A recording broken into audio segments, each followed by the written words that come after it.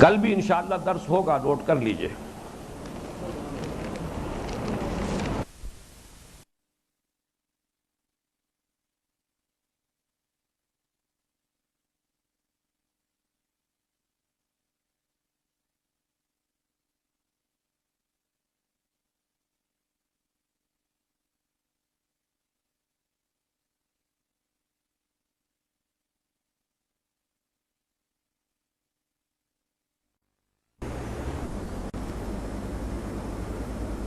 Time تو نہیں ہوا،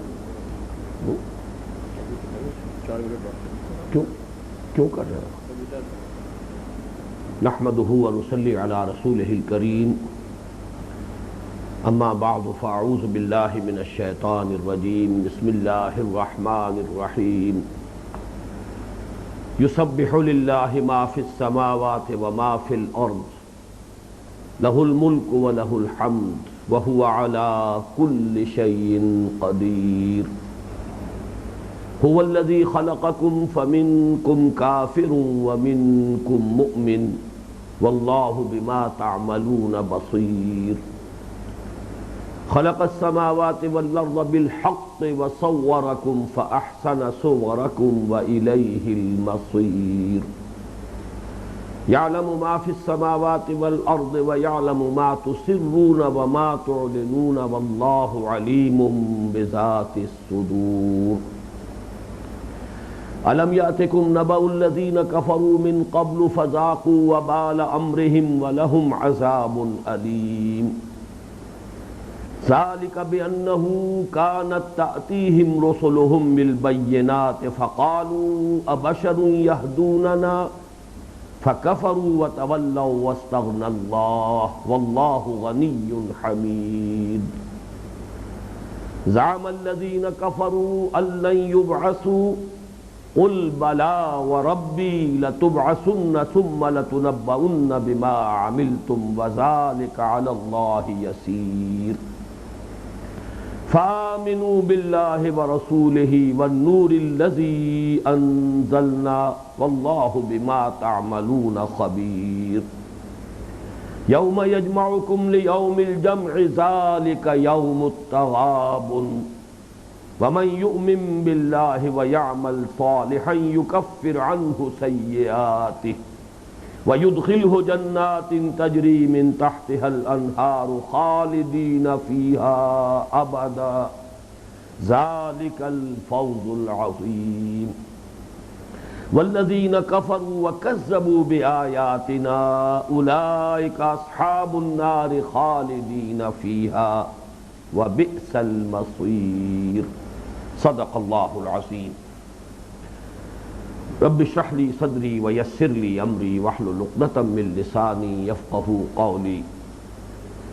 اللهم ربنا الهمنا رشدنا واعذنا من شرور انفسنا، اللهم ارنا الحق حقا وارزقنا اتباعه وارنا الباطل باطلا وارزقنا اجتنابه، اللهم ربنا نور قلوبنا بالإيمان واشرح صدورنا للإسلام ووفقنا لما تحب وترضى، آمین یا رب العالمین۔ سورہ تغابن کا یہ پہلا رکوع جو ابھی تلاوت کیا گیا ہے، جیسے کہ اس سے قبل وضاحت کی جا چکی ہے کہ کل 10 آیات پر مشتمل ہے، اور ان میں مضامین کی تقسیم اور ترتیب اس طرح ہے کہ پہلی 7 آیات میں ایمانیات ثلاثہ یعنی توحید، رسالت اور معاد کا بیان ہے، ایک نیریٹو انداز میں، اور اس کے بعد کی 3 آیات میں کلمہ فا کے ساتھ شروع ہو کر نہایت زوردار دعوت آئی ہے ایمان لانے کی۔ یہ بات بھی عرض کی جا چکی ہے کہ پہلی 7 آیات میں تقسیم یوں ہے کہ 4 آیات ذات و صفات باری تعالیٰ کے بیان پر، یا یوں کہیے کہ ایمان باللہ کی تشریح پر مشتمل ہے، پھر 2 آیات ایمان بالرسالت کے ضمن میں اہم مضامین پر مشتمل ہے، پھر 1 آیت وہ ہے کہ جو بڑے ہی پرجلال انداز میں، خطابی اور اذعانی انداز میں ایمان بالآخرہ یا معاد کے ذکر پر مشتمل ہے۔ البتہ یہ ترتیب پھر الٹ جاتی ہے جب دعوت ایمان کا مسئلہ سامنے آئے گا تو ایمان باللہ اور ایمان بالرسالت ان دونوں کو ایک آیت سے بھی کم میں جمع کر لیا گیا،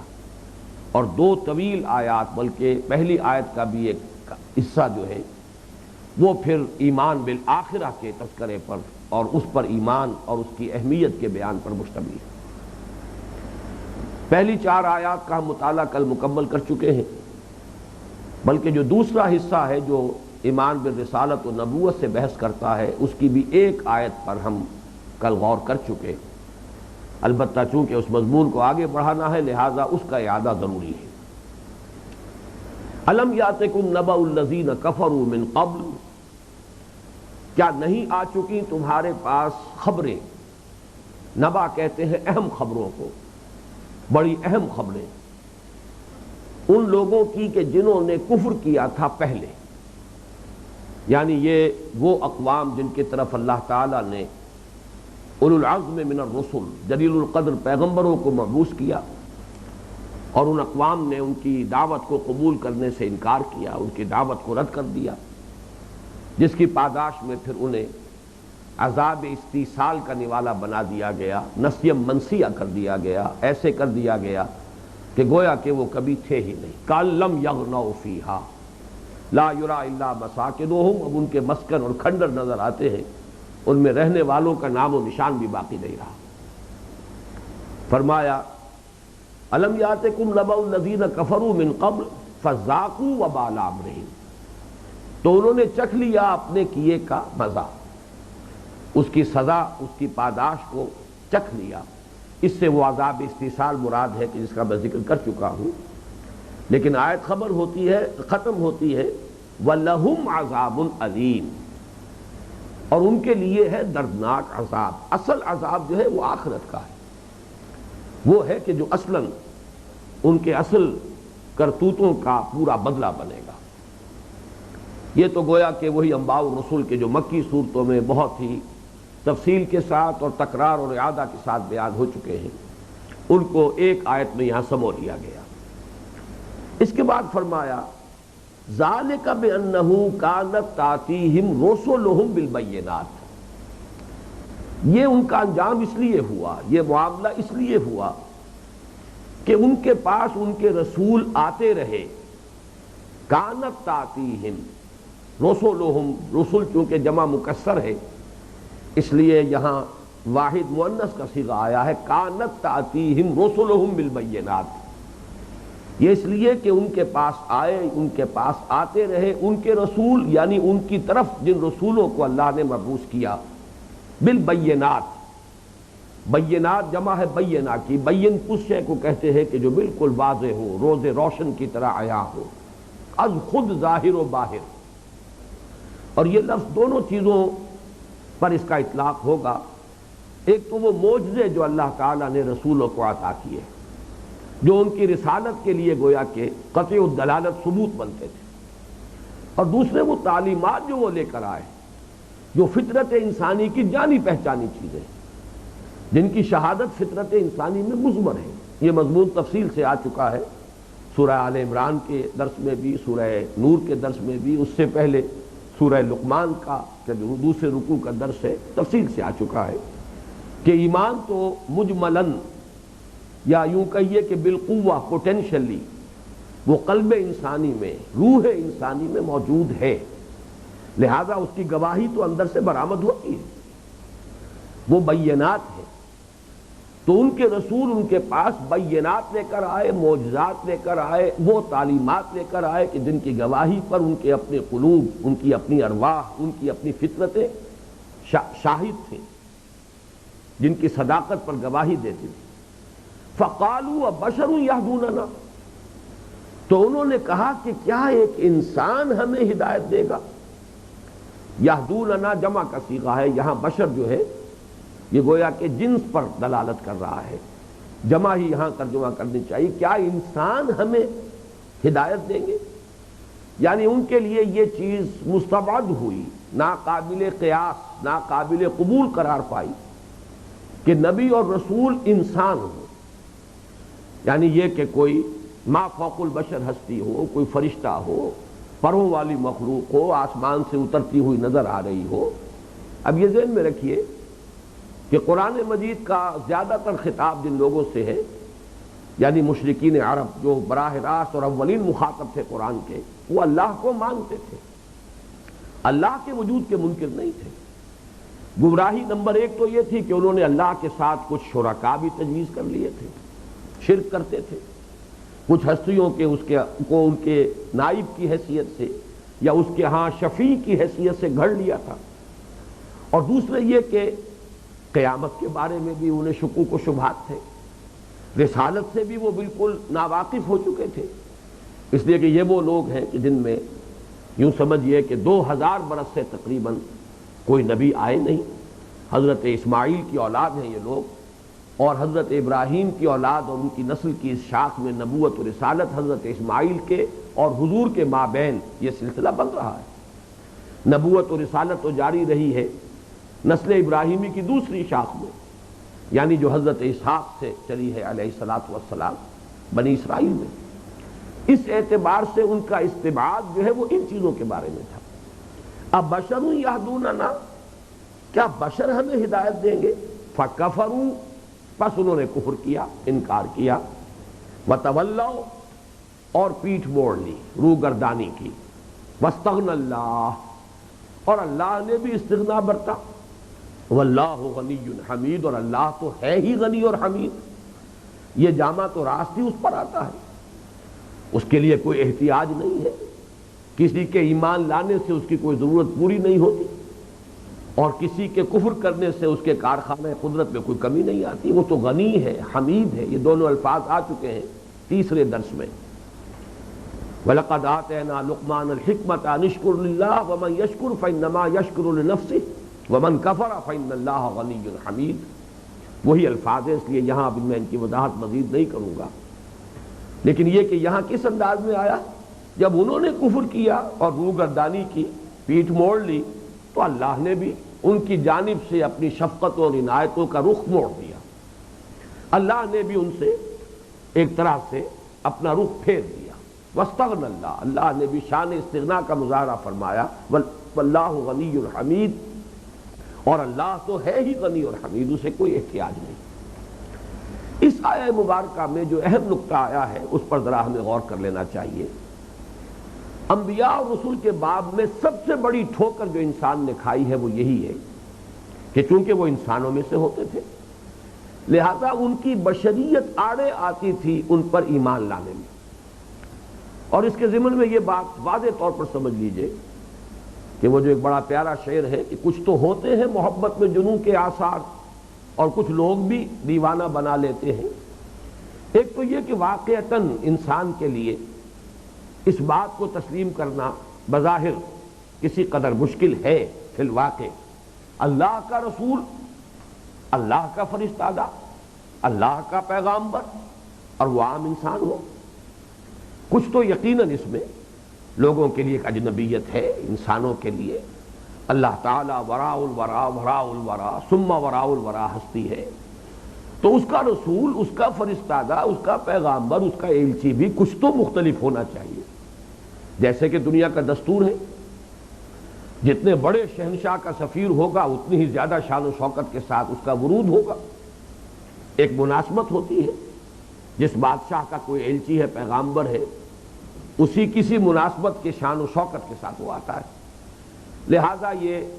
ایک درجے میں بات سمجھ میں آتی ہے کہ ایک استبعاد سا ہے اس میں، یقیناً قبول کرنے میں کچھ نہ کچھ رکاوٹ آتی ہے، لیکن اصل میں اس کو ایکسپلائٹ کیا ہے ان کے سرداروں نے، ان کے چودھریوں نے، اس لیے کہ ان کی سرداری کے لیے در حقیقت ایک خطرے کی شکل اختیار کرتے تھے انبیاء اور رسول۔ اگر ان کی طرف لوگوں کا رجوع ہو جائے تو ان کی سیادت، ان کی چودراہٹ، ان کی قیادت، ظاہر بات ہے کہ اس کا دسترخوان جو ہے لپٹ جائے گا، اس کی بساط لپٹ جائے گی۔ لہذا قرآن مجید میں اکثر و بیشتر جگہوں پر آپ دیکھیں گے انبیاء اور رسل کے تذکرے میں کہ قال الملأ قومهم، قال ملأ الذین کفروا من قومهم، کہا سرداروں نے ان کی قوم میں سے، یہ در حقیقت وہ سردار اور وہ چودھری اور وہ قائدین وہ ہیں کہ جنہوں نے پھر اس کو ایکسپلائٹ کیا، اس کو بہانہ بنایا اور لوگوں کو ورغلایا کہ کیسے ممکن ہے کہ اللہ کا رسول اور وہ ایک عام انسان کی طرح بازاروں میں چلتا پھرتا ہو، ضرورت کی چیزیں خرید رہا ہو، اور یہ کہ وہ انسانوں کی طرح کھانا کھاتا ہو، اسے بھی پیاس لگتی ہو، اسے بھی بھوک لگتی ہو، اس کے بھی بال بچے ہوں، وہ بھی اہل و عیال والا، کیسے ممکن ہے؟ چنانچہ میں اس کی چند مثالیں آپ حضرات کے سامنے، سورہ مومنون میں خاص طور پر یہ مضمون تکرار اور اعادہ کے ساتھ آیا ہے، بڑی وضاحت کے ساتھ۔ حضرت نوح کے بارے میں فرمایا گیا قال الملأ الذین کفروا من قومہ، کہا اس کی قوم کے ان سرداروں نے جنہوں نے کفر کیا تھا، ما ھذا الا بشر مثلکم یرید ان یتفضل علیکم، نہیں ہے یہ یعنی حضرت نوح علیہ الصلوۃ والسلام ایک بشر تم جیسا، وہ یہ چاہتا ہے کہ تمہارے اوپر بالادستی حاصل کرے، یہ نبوت کا ڈھونگ اس نے اس لیے رچایا ہے، تمہاری سیادت اور قیادت کا یہ شوقین ہے، چاہتا ہے کہ تم اس کی سیادت اور قیادت کو تسلیم کرو، یرید ان یتفضل علیکم ولو شاء اللہ لانزل ملائکہ، اور اگر اللہ واقعی چاہتا کسی کو رسول اور پیغامبر بنا کر بھیجنا تو وہ فرشتوں کو نازل کر سکتا تھا۔ اب یہ بات جو ہے میں اس لیے عرض کر رہا ہوں کہ ہمیں سمجھنا چاہیے کہ واقعتاً جیسے ایک جگہ پر آیا فاستخف قومہ، فرعون کے بارے میں آیا اس نے اپنی قوم کی مت مار دی، اس نے جو بھی پروپیگنڈے کے ہتھیار اختیار کیے اس سے واقعتاً اس نے اپنی قوم کو الو بنا لیا، ان کی عقل کو اور ان کی مت کو مارنے میں کامیاب ہو گیا۔ فاستخف قومہ فاطاعوہ، اور پوری قوم نے اس کی بات مانی، اسی کے پیچھے چلے۔ تو اس کو سمجھنا چاہیے کہ اس کے لیے در حقیقت یہ چیز ایسی ہے کہ جس کو لوگوں نے ایکسپلائٹ کیا ہے۔ اسی طرح سورہ مومنون میں ذرا آگے چل کر حضرت ہود یا حضرت صالح، وہاں نام نہیں ہے، ان کے بارے میں ان کی قوم کے سرداروں کا جو قول ہے وہ نقل ہوا، وقال الملأ من قومه الذين كفروا وكذبوا بلقاء الآخرة، اور کہا اس کی قوم کے ان سرداروں نے جنہوں نے کفر کیا تھا اور آخرت کی ملاقات کا انکار کیا تھا، وَأَتْرَفْنَاهُمْ فِي الْحَيَاةِ الدُّنْيَا، اور ہم نے انہیں دنیا کی زندگی میں سہولتیں، ساز و سامان، عیش و عشرت کے اسباب مہیا کر دیے تھے، مترفین تھے۔ وَأَتْرَفْنَاهُمْ فِي الْحَيَاةِ الدُّنْيَا، اب ان کا قول نقل ہو رہا ہے، ما هذا الا بشر مثلكم ياكل مما تاكلون منه ويشرب مما تشربون، نہیں ہے یہ شخص، یہ ہود اور یہ صالح علیہ الصلوۃ والسلام، نہیں ہے یہ شخص مگر تمہاری طرح کا ایک انسان، بشر، کھاتا ہے وہی کچھ کہ جو تم کھاتے ہو اور پیتا ہے وہی کچھ کہ جو تم پیتے ہو، وَلَئِنْ أَطَعْتُمْ بَشَرًا مِثْلَكُمْ إِنَّكُمْ إِذًا لَخَاسِرُونَ، اور اگر تم اپنے ہی جیسے ایک بشر کی اطاعت کرو گے تو بڑے گھاٹے میں رہو گے۔ یہاں یہ لطیف نکتہ سامنے رہے کہ اپنی اطاعت کروانا جو ہے وہ تو ان کے نزدیک ہرگز کوئی قابل اعتراض بات نہیں تھی، حالانکہ وہ خود بھی انسان تھے، لیکن نبیوں کی مخالفت کے لیے دلیل بنایا کہ اپنے جیسے انسان کی اطاعت، وَلَئِنْ أَطَعْتُمْ بَشَرًا مِثْلَكُمْ إِنَّكُمْ إِذًا لَخَاسِرُونَ۔ ذرا آگے چل کر سورہ مومنون میں پھر فرعون کا اور اس کے سرداروں کا، اس کی قوم کے سرداروں کا قول نقل ہوا ہے حضرت موسیٰ اور حضرت ہارون علیہم الصلوۃ والسلام کے بارے میں، اور یہاں واقعہ یہ ہے کہ ان کی قوم کے لیے امتحان قدر شدید بھی ہو گیا تھا، اس لیے کہ حضرت موسیٰ اور حضرت ہارون کا تعلق جو ہے وہ ان کی محکوم قوم سے تھا، نہ صرف یہ کہ ان جیسے انسان بلکہ ان سے کم تر انسان، اس لیے کہ بنی اسرائیل پر تو وہ پورے طور پر غالب تھے، مستولی تھے، ان کو مستضعفین بنایا ہوا تھا، خود مستکبرین بنے ہوئے تھے، لہذا ان کا قول یہ فَقَالُوا أَنُؤْمِنُ لِبَشَرَيْنِ مِثْلِنَا وَقَوْمُهُمَا لَنَا عَابِدُونَ، کیا ہم ایمان لائیں اپنے ہی جیسے دو انسانوں پر، اپنے ہی جیسے دو بشروں پر، اور درا حال ہے کہ ان کی قوم تو ہماری محکوم قوم ہے، غلام قوم ہے، یعنی یہ کہ وہ ہم جیسے بھی نہیں، ہم سے کمتر لوگ ہیں، کیسے مان لیں کہ وہ اللہ کے رسول ہیں، کیسے تسلیم کر لیں کہ اللہ نے انہیں نبوت اور رسالت سے سرفراز کیا۔ یہی بات سورہ مومنون کے بعد آپ کو معلوم ہے سورہ نور ہے، وہ مدنی سورت ہے، جس کا 5واں رکوع جو ہے ہم پڑھ بھی چکے ہیں. اس کے بعد سورۃ الفرقان ہے، وہاں یہ مضمون پھر آیا ہے. وَقَالُوا مَا لِهَذَا الرَّسُولِ يَأْكُلُ الطَّعَامَ وَيَمْشِي فِي الْأَسْوَاقِ. اہل مکہ نے بھی یہی کہا حضور کے بارے میں، یہ کیسے رسول ہے؟ یہ رسالت کا دعویٰ کر رہے ہیں، نبوت کا دعویٰ کر رہے ہیں، کیسے رسول ہے؟ یہ تو بازاروں میں چلتے پھرتے ہیں اور کھانا کھاتے ہیں. یہ گویا کہ یہ بشریت جو ہے یہ کچھ تو واقعتاً انسان کے لیے ایک مرحلہ ہے قبول کرنے میں، ایک دقت ہے کہ اپنے جیسے انسان کو رسول کیسے مان لیں. لیکن یہ کہ اس کو ایکسپلائٹ کیا ہے، اس کو زیادہ جو ہے ہوا دی ہے ان کے قوموں کے سرداروں نے، ان کے چودھریوں نے، ان کے جو قائدین تھے انہوں نے اپنی قیادت اور سیادت کی حفاظت کے لیے. اب اسی بات کا ایک دوسرا رخ ہے، اس کو بھی سمجھ لیجئے. یہی مرض کہ نبوت و رسالت اور بشریت کے مابین کچھ فرق و تفاوت، کچھ استبعاد، کچھ تضاد کا سا پہلو انسان کو نظر آتا ہے، یہی مرض جو ہے رسولوں کی امتوں میں ایک دوسری شکل میں ظاہر ہوا. جن لوگوں کے سامنے وہ رسول بشر کی حیثیت سے موجود تھے، انہیں ان کی رسالت کو ماننے میں تعامل ہوا اس بنیاد پر کہ یہ تو ہمارے جیسے بشر ہیں. لیکن پھر جنہوں نے مان لیا ان کی آگے کی نسلوں میں، امتوں میں، پھر یہ گمراہی جو ہے ایک ہی فساد ہے خون کا، جو کہیں یہاں ایک پھوڑے کی شکل میں ظاہر ہوتا ہے، کہیں کسی اور جسم کے حصے میں پھوڑے کی صورت اختیار کرتا ہے. فساد خون تو ایک ہی ہے. اسی طرح مرض بنیادی وہی ہے جس کا ظہور بعد میں امتوں میں اس صورت میں ہوا کہ انہوں نے رسولوں کی بشریت کا انکار کر دیا، بلکہ یہ کہ انہیں الوہیت میں شامل کرنے کی کوشش کی.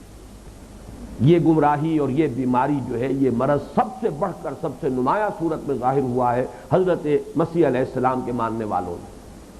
انہوں نے تو بشریت کے دائرے سے خارج کر کے باضابطہ الوہیت میں شامل کر دیا.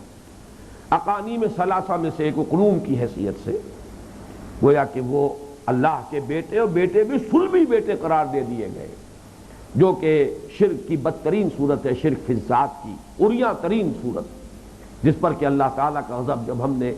یہ اقسام شرک کا مطالعہ کیا تھا کہ سب سے زیادہ جو بھڑکتا ہے اللہ کا غضب وہ اس قسم کے شرک پر ہے. یہی معاملہ ہمارے ہاں یہ نور و بشر کا جو جھگڑا چلتا ہے، اور جس پر کہ بڑے بڑے مباحثے ہیں اور بڑے مناظرے ہیں اور مجادلے ہیں، اور من دیگرم تو دیگری، وہ یہی مسئلہ ہے، بشریت کا انکار. حالانکہ در حقیقت قرآن مجید نے جس طور سے واضح کیا ہے، یہ میں بیان کر چکا ہوں تفصیل سے اقسام شرک کے اس مضمون میں، کس طرح تحفظ اللہ تعالیٰ نے عطا فرمایا ہے حضور کی ذات مبارک کو، کہ آپ کی بشریت کو بار بار نمایاں کیا ہے. حضور خود فرماتے ہیں ما انا الا بشر مثلکم انما انا بشر مثلکم یوحی الی انما الہکم الہ واحد. میں تمہاری ہی طرح کا ایک انسان ہوں، بشر ہوں، میری طرف وحی کی گئی. اسی طریقے سے قل هل كنت الا بشرا رسولا، پہلی آیت جو میں نے آپ کو سنائی وہ تو سورہ کہف کی آخری آیت ہے. قل انما انا بشر مثلکم یوحی الی انما الہکم الہ واحد. لیکن یہ کہ سورہ بنی اسرائیل جو اس سے متصلاً قبل ہے، اس کا جوڑا ہے، اس میں فرمایا قل هل كنت الا بشرا رسولا. جب مطالبے کیے گئے حضور سے کہ یہ معجزہ دکھائیے، یہ معجزہ دکھائیے، یہ کر کے دکھا دیں تو ہم آپ کو نبی مان لیں گے، رسول مان لیں گے، اللہ تعالیٰ کی طرف سے ایک ہی جواب ہے کہ جس کی تلقین کی گئی یہاں حضور کو صلی اللہ علیہ وسلم، آپ جواب دیجئے کہ میں نے خدائی کا دعویٰ تو نہیں کیا ہے کہ مجھ سے تم یہ تقاضے اور مطالبے کر رہے ہیں. حل کنت الا بشرا رسولا، میرا دعویٰ تو صرف یہ ہے کہ میں بشر ہوں اور رسول ہوں. تو بشر کا اس طور سے بتکرار و اعادہ نمایاں کیا جانا حضور کی بشریت کا، یہ در حقیقت اس امت کو جو محفوظ رکھا ہے بحیثیت مجموعی اللہ تعالیٰ نے اس نوع کے شرک سے، یہ اس کا ذریعہ ہے، یہ اس کا ایک سبب بن گیا ہے. الحمدللہ علی ذالک. البتہ یہ ضرور نوٹ کیجئے کہ اس کو دوسری انتہا تک پہنچا دینا بھی صحیح نہیں ہے. بالکل اپنے جیسا انسان زدم زدہ میں اور انتہا پسندی میں ایک کے مقابلے میں دوسرے ایکسٹریم پر چلے جانے کا معاملہ جو ہے یہ ہوتا ہے عام طور پر، اور یہ ہمارے معاشرے کے اندر بھی اس کے شواہد موجود ہیں. اس لیے کہ بعض احادیث میں حضور کا اپنا یہ فرمان ہے، صحیح احادیث ہے، صحیح ہے ان کی روایت ہے، ایکم مثلی، تم میں سے کون ہے مجھ جیسا؟ معلوم ہوا کہ یہاں ایک اعتبار سے نفی ہو رہی ہے، اور خاص طور پر آپ کے علم میں ہے کہ جب یہ پے بپے متواتر روزہ رکھنا جو ہے کہ آج روزہ رکھا اور شام کو افطار نہیں کیا، وہی روزہ مسلسل چل رہا ہے رات بھر بھی اگلے دن بھی، تو جس کو تواصل کہتے ہیں، صوم وصال، جوڑ دینا روزوں کو، ایک سے زائد روزوں کو ملا دینا آپس میں، مسلسل یہ روزے کی کیفیت، اس سے حضور نے صحابہ کو منع کیا۔ تو بعض حضرات نے ہمت کر کے جرأت سے کام لے کر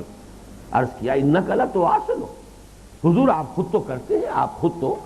یہ صوم وصال رکھتے ہیں اور ہمیں روکتے ہیں، جس پر آپ نے فرمایا ایکم مثلی، تم میں سے کون ہے مجھ جیسا؟ اس کے بعد مختلف روایات میں مختلف الفاظ ہیں، لیکن سب کا مفاد ایک ہی ہے،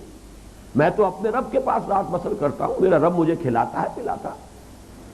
تو معلوم ہوا ایک اعتبار سے تو مثلیت ہے، بشریت ہے، قرآن کی نص قطعی ہے، قل انما انا بشر مثلکم، لیکن کوئی دوسرا پہلو ایسا بھی ہے کہ اس میں وہ مثلیت تامہ نہیں ہے، اور اس کو ہم بآسانی سمجھ سکتے ہیں کہ در حقیقت ہر انسان جو دو وجودوں سے مرکب ہے، وجود حیوانی اور وجود روحانی، ان دونوں کا مجموعہ ہے انسان۔ وجود حیوانی میں یقیناً مثلیت تامہ ہے، برابر کی مثلیت ہے، ویسا ہی جسم ہے، ویسے ہی دو ہاتھ ہیں، ویسے ہی دو پاؤں ہیں، اسی طرح ولادت ہوئی ہے، سارا معاملہ بالکل اسی طرح ہے، اسی طرح خون جسم کے اندر گردش کر رہا ہے، چوٹ لگتی ہے تو تکلیف ہوتی ہے، پتھراؤ ہوتا ہے تو جسموں سے خون رستا ہے، تلوار کا وار ہوتا ہے تو خون کا فوارہ چھوٹتا ہے،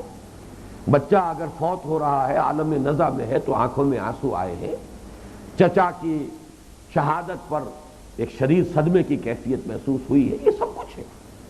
تو جہاں تک وہ وجود انسانی یا وجود حیوانی کہیں یا وجود جسمانی کہیے،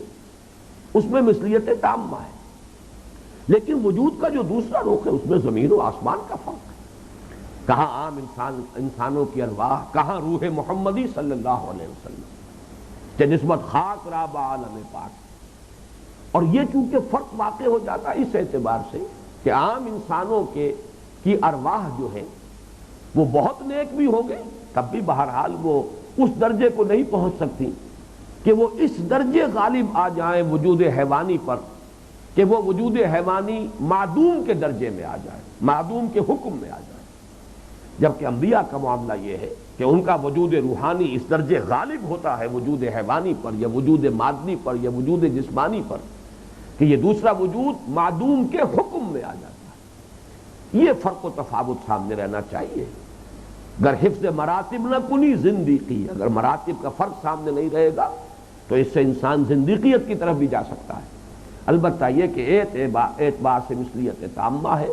اور یہ جو بظاہر استبعاد نظر آتا ہے نبوت و رسالت اور بشریت میں، وہی در حقیقت سب سے بڑا لوگوں کے لیے حربہ رہا ہے، سرداروں کے لیے اپنی قوموں کو انبیاء اور رسولوں کی دعوت پر ایمان لانے سے روکنے کے لیے،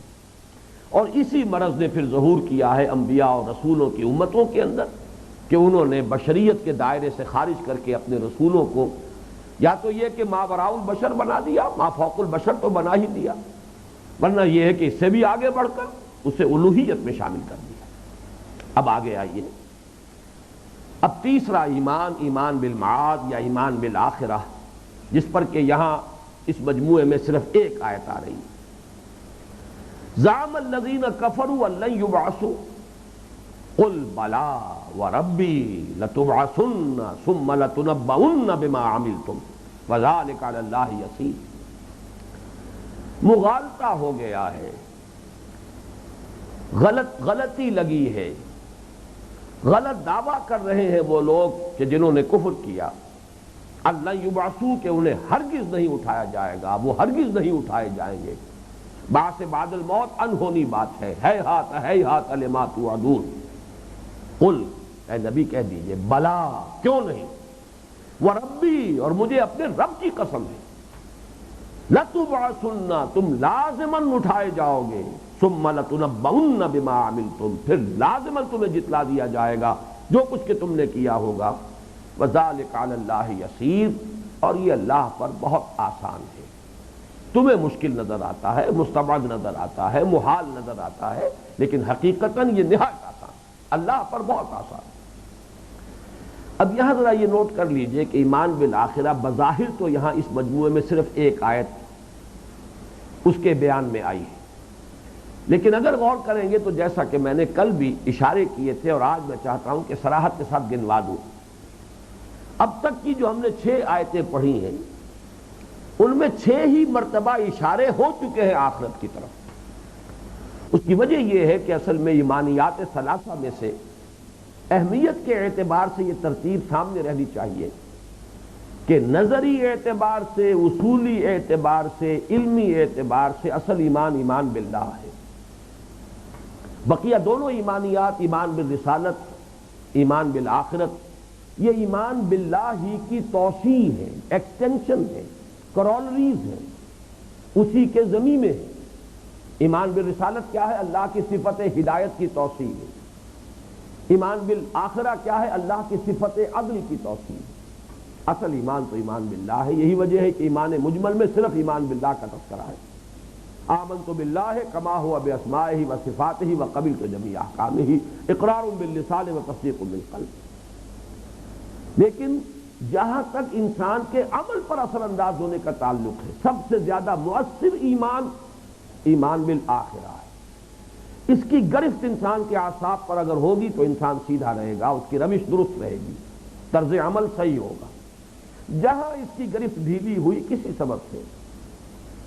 یا تو کوئی شفاعت باطلہ کا تصور آ جائے کہ ہیں ہمیں کوئی چھڑانے والے، یا اللہ تعالیٰ کی شان غفاری ہی پر دھوکہ کھا جائے، اللہ تو بڑا بخشنے والا ہے، نکتہ نواز ہے، یا یہ کہ اپنی کوئی نسبت، ہم تو فلاں کی اولاد میں سے ہیں، ابراہیم کی نسل سے ہیں، یا ہم تو فلاں کی امتی ہیں، جو کچھ بھی ہے لیکن تیرے محبوب کی امت میں ہے. کسی بھی اعتبار سے اگر ایمان بالآخرہ کی گرفت کمزور ہو جائے گی، محاسبے کا خوف کم ہو جائے گا، تو انسان کے عمل پر اس کا اثر مترتب ہوگا اور پھر ڈھیلا ہو جائے گا انسان. اس لیے کہ محض حلال پر اکتفا کرنا اور حرام سے اجتناب کرنا اور پھر فرائض دینی جن میں سے ایک بڑھ کر کٹھن ہے، ان کا پورا کرنا آسان کام نہیں ہے، جب تک کہ یہ محاسبہ اخروی جو ہے اس کا احساس مستحضر نہ رہے اور اس کی گرفت جو ہے انسان پر نہ. تو اس وجہ سے عملی اعتبار سے اہم ترین ایمان بالآخرہ ہے. یہاں ضمنی طور پر نوٹ کر لیجئے، قانونی اور فقہی اعتبار سے اہم ترین ایمان بالرسالت ہے. کوئی شخص کتنا ہی بڑا موحد ہو، کوئی شخص کتنا ہی آخرت پر یقین رکھتا ہو، نبی کو نہیں مانتا، رسول پر ایمان نہیں لاتا، تو کافر قرار پائے گا. لہذا قانونی اور فقہی اعتبار سے اصل ایمان بالرسالت ہے. ایمان کا لفظی جو ہے تصدیق کے لیے آتا ہے. ایمان با کے ساتھ یا لام کے ساتھ اس کے لفظی معنی ہے تصدیق کرنا. تصدیق و بما جاء بہ النبی صلی اللہ علیہ وسلم، یہ ایمان کی ڈیفینیشن ہے. تصدیق اس شے کی جو لائے ہیں نبی صلی اللہ علیہ وسلم، یہ ایمان ہے. تو قانونی اور فقہی اعتبار سے اصل ایمان بالرسالت. علمی، نظری، فکری، اصولی اعتبار سے کل ایمان باللہ، توحید. لیکن عملی اعتبار سے انسان کے اخلاق پر، اس کے اعمال پر سب سے زیادہ اثر انداز ہونے کے اعتبار سے اہم ترین ایمان بالآخرہ. یہی وجہ ہے کہ دیکھیے اس سورہ مبارکہ میں بڑی نمایاں مثال آ رہی ہے. پہلی آیت میں تھا یسبح للہ ما فی السماوات و ما فی الارض لہ الملک، کل بادشاہی اسی کی ہے، اور بادشاہی کا تصور ممکن نہیں ہے جزا و سزا کے بغیر. وہ کیسی بادشاہی ہوئی، وہ کیسے قائم رہے گی جو اپنے وفاداروں اور جانثاروں کو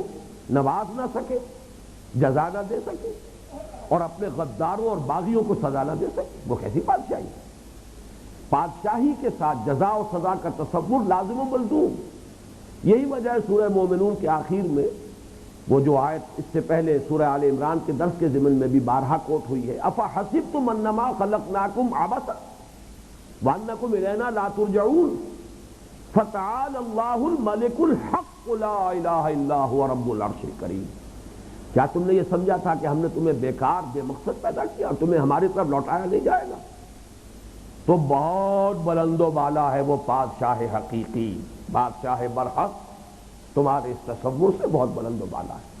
تو الملک کے لفظ میں بھی جزا و سزا کا تصور موجود۔ پھر وَهُوَ عَلَىٰ كُلِّ شَيْءٍ قدیر، یہ جیسا کہ میں نے پہلے عرض کیا تھا، اس میں ازالہ ہے اس وسوسہ شیطانی کا کہ کیسے پیدا کرے گا اللہ؟ جب ہماری ہڈیاں گل سڑ جائیں گی، مٹی ہو کر مٹی میں مل جائیں گے، اذا متنا وکلنا ترابا ذالک رجل بعید، بڑی دور کی بات ہے ہاتھ لما توعدون۔ اس کا ازالہ ہے وَهُوَ عَلَىٰ كُلِّ شَيْءٍ قدیر۔ پھر دوسری آیت ختم ہوئی تھی وَاللَّهُ بِمَا تَعْمَلُونَ بَصِيرٌ، جو کچھ تم کر رہے ہو اللہ دیکھ رہا ہے۔ یہ دیکھنا کس لیے ہے؟ اس میں در حقیقت وہ دونوں رخ موجود ہیں، غور کیجئے۔ کبھی آپ اپنے کسی چھوٹے کو، برخوردار کو، کسی بچے کو، بیٹے کو غضب آلود انداز میں کہتے ہیں ہم تمہاری ہر حرکت دیکھ رہے ہیں، تم ہماری نگاہ میں ہو۔ اب اس میں غضب ہے، غصہ ہے، محاسبے کا۔ اور کبھی کہا جاتا ہے کسی جانثار کی دلجوئی کے لیے آپ جو کچھ کر رہے ہیں، میرے لیے آپ جو کچھ کر رہے ہیں وہ مجھے میرے علم میں ہے، میں جانتا ہوں آپ نے جو کچھ کیا ہے۔ کوئی بادشاہ کہے کہ آپ کی خدمات ہمارے علم میں ہے، ہماری نگاہ میں ہے۔ در حقیقت یہ دونوں واللہ بما تعملون بصیر، اس کا تعلق اسی جزا و سزا سے۔ پھر آگے چلیے، تیسری آیت ختم ہوئی تھی وَإِلَيْهِ الْمَصِيرُ، یہ تو صراحتاً اسی کی طرف لوٹ کر جانا ہے۔ خلق السماوات والارض بالحق، تفصیل سے ہم دیکھ چکے ہیں کہ یہی تو سب سے بڑی دلیل ہے کہ اللہ نے یہاں کوئی چیز بے مقصد پیدا نہیں کی۔ تو انسان میں نیکی اور بدی کی جو تمیز بدیت کی ہے، کیا وہ بے مقصد ہے؟ کوئی نتیجہ نہیں نکلے گا؟ کیسے ممکن ہے؟ سبحانک فقنا عذاب النار ربنا ما خلقت ھذا باطلا سبحانک فقنا عذاب النار۔ تو یہاں اسی کا نتیجہ نکالا وَإِلَيْهِ الْمَصِيرُ، اسی کی طرف لوٹنا ہے۔ پھر چوتھی آیت جو اللہ تعالیٰ کے علم کو 3 ڈائمنشنز میں بحث میں لائی ہے، اس کا تذکرہ کر رہی ہے۔ علم کس لیے ہے؟ علم بھی در حقیقت جزا و سزا کے لیے۔ ہم جانتے ہیں تمہارا کوئی عمل ہماری نگاہوں میں پوشیدہ نہیں، تمہارا ظاہر بھی ہمارے سامنے، باطن بھی ہمارے سامنے، تمہاری نیت اور ارادے بھی ہمارے علم میں، تمہارے سینے کے صندوق کے اندر جو کچھ بھرا ہوا ہے، خواہ تمہیں اس کا شعور ہونا وہ ہمارے علم میں۔ یہ سارا بھی در حقیقت اسی انداز میں، اس میں وہی زجر کا اور انذار کا اور تنبیہ کا پہلو موجود ہے۔ اور پھر یہ کہ 5ویں آیت میں لفظ آیا تھا وَلَهُمْ عَذَابٌ عَلِيمٌ، رسالت کے ضمن میں أَلَمْ يَأْتِكُمْ نَبَأُ الَّذِينَ كَفَرُوا مِنْ قَبْلُ فَذَاقُوا وَبَالَ أَمْرِهِمْ وَلَهُمْ عَذَابٌ عَلِيمٌ۔ یہ عذاب علیم یہ آخرت کے ذکر تو حسرات کے ساتھ۔ تو معلوم ہوا کہ یہ جو 6 آیتیں تھیں، اگرچہ وہاں اصل بحث ہے ذات و صفات باری تعالیٰ کی یا نبوت و رسالت کی، لیکن ہر آیت میں، ہر جگہ پر یہ ایمان بالآخرہ کا مضمون مضمر ہے، موجود ہے۔ اب یہ ایک ہی آیت آئی ہے زعم الذین کفروا ان لن یبعثوا قل بلی وربی لتبعثن ثم لتنبؤن بما عملتم۔ اس کو کہا جاتا ہے خطابی انداز، اذعانی انداز۔ یہاں کوئی دلیل نہیں ہے، اعتراض کیا جا سکتا دلیل کیا ہے؟ یہ لوگ کہتے ہیں کہ انہیں اٹھایا نہیں جائے گا، کہہ دیجئے لازماً مجھے میرے رب کی قسم ہے تم اٹھائے جاؤ گے، دلیل تو کوئی نہیں ہے۔ اسی لیے اس کو دلیل خطابی کہتے ہیں، یہ دلیل منطقی نہیں ہے، اس میں کوئی دلیل عقلی موجود نہیں ہے، دلیل خطابی ہے۔ اس قسم کی دلیل میں اصل وزن جو ہوتا ہے وہ جو متکلم ہے اس کی شخصیت کا ہوتا ہے، کون کہہ رہا ہے۔ اگر تو کوئی ہلکی شخصیت کا انسان ہے تو اس وہ کتنی ہی قسمیں کھا لے، 100 قسمیں کھا لے، اور قسموں کو بھی بے وزن کر دے گا اپنی شخصیت کے بے وزن ہونے کی بنا پر۔ لیکن یہ کہ اگر کوئی صاحب کردار انسان ہے جس کی صداقت کا لوہا مانا گیا ہو، جس کی صداقت اور امانت کے دشمن بھی گواہ ہو، جب وہ کہتا ہے قل، اے نبی ان سے کہہ دیجئے بلا وربی، کیوں نہیں، اور مجھے میرے رب کی قسم، لَتُبْعَثُنَّ، یہ جیسا کہ 12 میں نے عرض کیا، اس سے زیادہ تاکید کا انداز میرے علم میں نہیں ہے عربی زبان میں۔ فعل مضارع پر شروع میں لام مفتوح فتح کے ساتھ لا، اور آخر میں نون مشدد تشدید والا نون، لَتُبْعَثُنَّ، تم لازماً اٹھائے جاؤ، ثُمَّ لَتُنَبَّئُنَّ، یہ نبا ہی سے لفظ بنا ہے، نبا اہم خبر، اور یہ تنبیہ باب تفصیل ہو جائے گا، کسی کو ایک ایک کر کے گنوا دینا، ایک ایک بات جتلا دینا، جس کو ہم اردو کے محاورے میں کہتے ہیں، تمہیں جتلا دیا جائے گا، لَتُنَبَّئُنَّ بِمَا عَمِلْتُمْ، جو کچھ کہ تم نے کیا ہوگا، وَذَلِكَ عَلَى اللَّهِ يَسِيرٌ، اور یہ اللہ پر بہت آسان ہے۔ جیسا کہ میں نے عرض کیا تھا کہ اس سے اگلا درس جو ہے سورہ تغابن کے بعد وہ سورہ قیامہ ہے، یوں سمجھئے کہ سورہ قیامہ اس ایک آیت کی شرح پر مشتمل ہے، یہی انداز ہے، لا اقسم بیوم القیامہ، نہیں میں قسم کھاتا ہوں قیامت کے دن کی، یہ وہی خطابی انداز ہے، میں قسم کھاتا ہوں۔ آپ نے ایک بات کہی اور لوگوں نے کہا دلیل لائی، آپ نے کہا میں قسم کھاتا ہوں، تو اس میں بظاہر تو دلیل کوئی نہیں، لیکن اصل میں اس شخصیت کا وزن ہے، کون ہے جو یہ قسم کھا رہا ہے، اس کا بغیر قسم کھائے کہنا بھی بہت وزنی ہے، گویا یہ کہ وہ اللہ کی قسم کھا کر اور اللہ کو حاضر و ناظر سمجھ کر اور اللہ کو گواہ بنا کر کہہ رہا ہو، لا اقسم بیوم القیامہ ولا اقسم بالنفس اللوامہ ایحسب الانسان ان لن نجمع عظامہ، بلا، وہی بلا ہے وہاں بھی، بلا قادرین علی ان نسوی بنانہ، کیوں نہیں انسان یہ سمجھتا ہے کہ ہم اس کی ہڈیاں جمع نہ کر سکیں گے، کیوں نہیں ہم تو اس پر پورے طور پر قادر ہیں کہ اس کی ایک ایک پور درست کر دیں۔ یہ خطابی اور ثانی انداز آخرت کے بارے میں، جس پر کہ یہ پہلا رکوع جو ہے وہ ختم ہو رہا ہے، جیسا کہ میں نے عرض کیا اس میں اصل جو وزن ہے وہ متکلم کی شخصیت کا ہے، ذالک علی اللہ یسیر، اس میں اشارہ ہو گیا اسی پر کہ وہو علی کل شیء قدیر، یہ تمہیں مشکل نظر آتا ہے، تمہیں مستبد نظر آتا ہے، تمہیں بہت بھاری نظر آتا ہے، اس کے لیے قرآن مجید پھر استشہاد دیتا ہے۔ سورہ قیامہ ختم ہوئی ہے اسی پر، خود اپنے وجود میں غور کرو، ایحسب الانسان ان یترک سدی، اس کا میں نے کل بھی حوالہ دیا تھا، وصورکم فاحسن صورکم،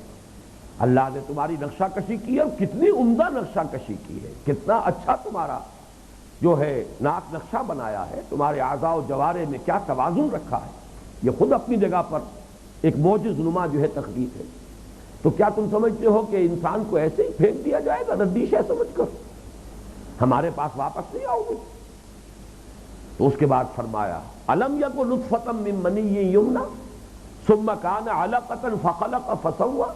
فجعل منہ الزوجین الذکر والانثی، انسان خود اپنے اوپر غور کرے، کیا نہیں تھا ایک گندے پانی کی بوند جو ٹپکائی گئی،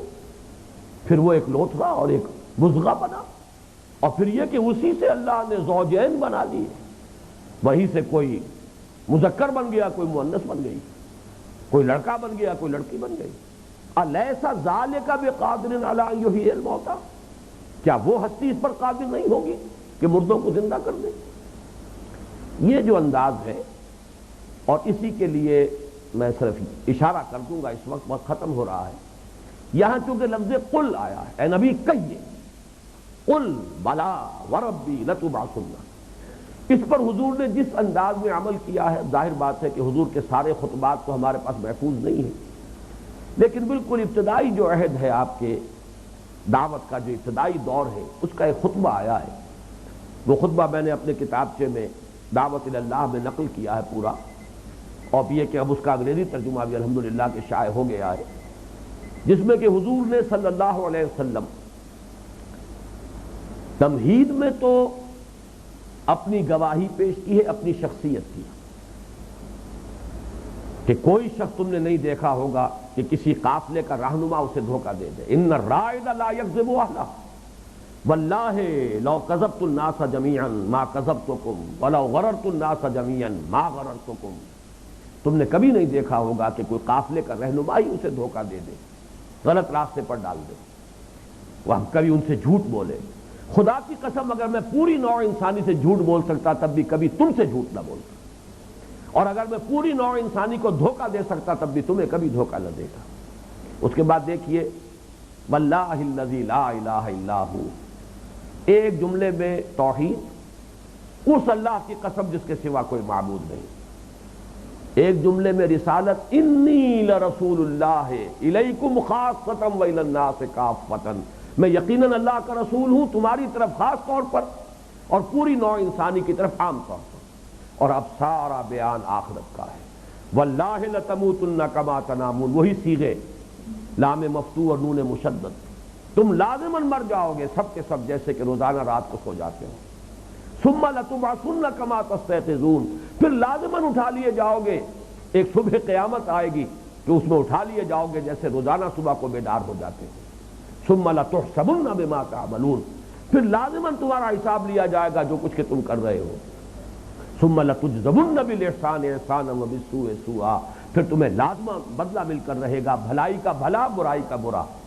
وَإِنَّهَا لَجَنَّةٌ أَبَدًا أَوْ لَنَارٌ أَبَدًا، اور وہ یا تو جنت ہے ہمیشہ ہمیش کے لیے اور یا آگ ہے ہمیشہ ہمیش کے لیے۔ یہ جو خطبہ نبوی ہے علی صاحب الصلاۃ والسلام، اسی کا انداز ہے اب اگلی 3 آیات میں، جن میں کہ دعوت ایمانی وارد ہو رہی ہے، جس کا انشاءاللہ اگلی نشست میں ہم مطالعہ کریں گے۔